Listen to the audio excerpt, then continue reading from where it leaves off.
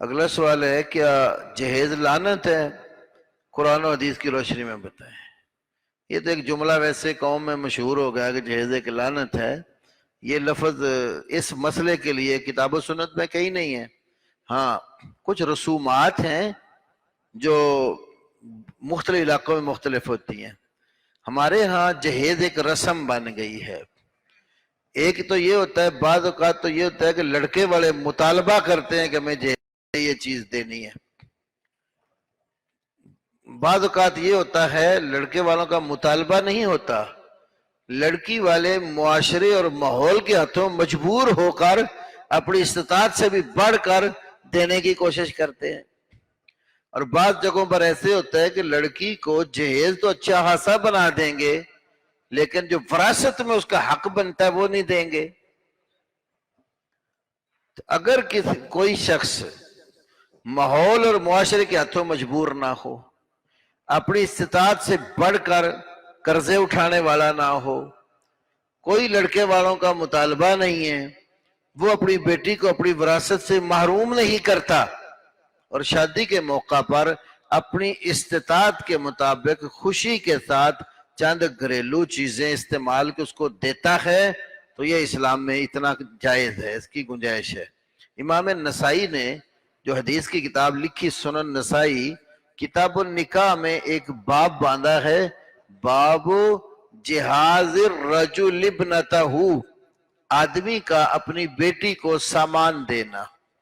تو وہ پھر حضرت علی رضی اللہ تعالیٰ عنہ کی شادی والی حدیث لائے کہ حضرت بی بی فاطمہ کو کچھ ضرورت کی چیزیں نبی صلی اللہ علیہ وسلم نے عطا فرمائی تھیں۔ اب کئی لوگ کہہ دیتے نہیں وہ تو حضرت علی غریب تھے تو اس لیے نبی صلی اللہ علیہ وسلم نے دے دیا۔ بھائی غریب تھے یا نہ تھے اس کا تو ذکر کسی حدیث میں نہیں آیا، نبی صلی اللہ علیہ وسلم اپنی بیٹی کو دیا۔ تو اگر آپ کی ہمت ہے، آپ وراثت جو قانون ہے اسلام کا اس کو بھی نہیں توڑتے، کوئی آپ کو معاشرے کے اندر کی کوئی الجھن، کوئی تان و تشنیع نہیں ہے، اور اسلام کے تقاضے آپ پورے کرتے ہیں۔ اپنی بیٹی کو آپ کسی وقت بھی کوئی چیز بھی تحفے میں دینا چاہیں تو وہ منع نہیں، بس اتنا خیال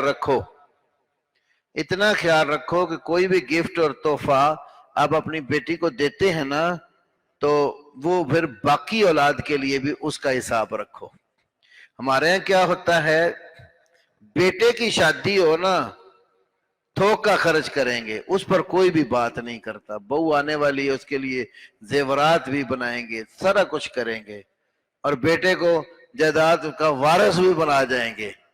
بیٹی کا مسئلہ ہو تو پھر یہ سوال پیدا ہو جاتے ہیں۔ حالانکہ جس طرح حسن سلوک کے لیے آپ کا بیٹا ہے، اسی طرح ہی اس سلوک کی حقدار آپ کی بیٹی بھی ہے۔ نعمان بن بشیر رضی اللہ عنہ کی صحیح بخاری میں حدیث ہے، ان کے والد نے ان کو ایک غلام دیا، تو ان کی والدہ نے کہا کہ اس کے اوپر نبی صلی اللہ علیہ وسلم کو گواہ بنا لو۔ جب نبی صلی اللہ علیہ وسلم کے پاس مسئلہ آیا تو آپ نے ان کے والد سے پوچھا، اَنَحِلْتَ كُلَّ وَلَدِكَ هَذَا، کیا تو نے یہ غلام اپنی ساری اولاد کو دیا ہے؟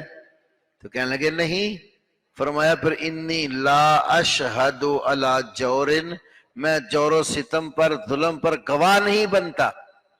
اعدلوا بین اولادکم، اپنے اولاد میں عدل و انصاف کرو۔ اور فتح الباری شرح صحیح بخاری میں اسی حدیث کی شرح میں حافظ ابن حجر اسقلانی اور کتب حدیث کے حوالے سے یہ الفاظ بھی لائے کہ آپ نے یہ بھی فرمایا ہے کہ سووا بین اولادکم، اپنے اولاد میں برابری کرو۔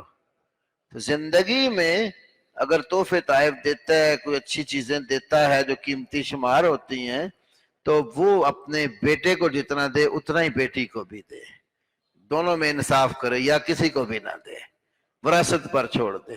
تو وراثت کا اطلاق انسان کی وفات کے بعد جو مال چھوڑ جاتا ہے اس پر ہوتا ہے۔